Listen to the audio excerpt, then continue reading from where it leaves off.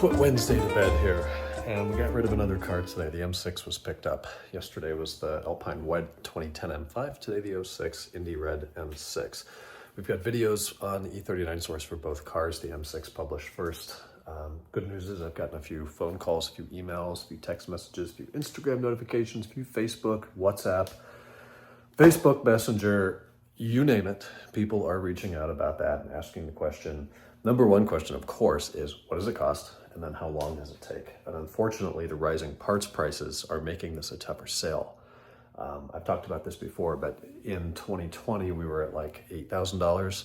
Then it went to 10, and then it went to 12, and then it went to 14, and now we're kissing 16. I've reduced the labor. I've reduced any sort of parts markups that I do apply on wholesale parts. That's what it is.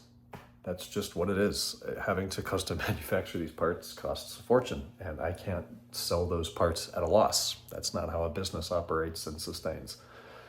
So I guess it's going to be a lower take rate, but the folks who want to do it, I'm committed to keeping the service on the menu so long as I sell 2 of them a year.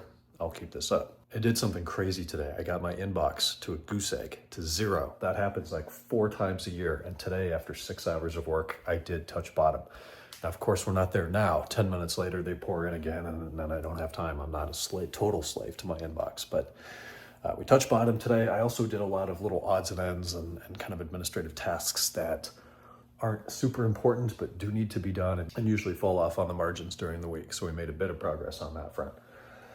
Driving the X5 today, we took the engine out of that, steel blue 530 down to the machine shop.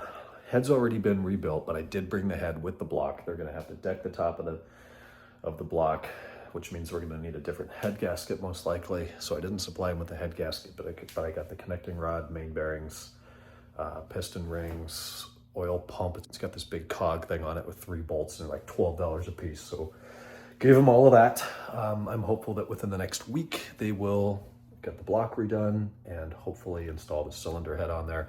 Then it gets to come back to the shop, get redressed, installed in the car, and then hopefully delivered after about 8 months of it being there. That's been a wild ride. Anyway, some pizza tonight, and now bedtime. My back hurts, Larissa's back hurts.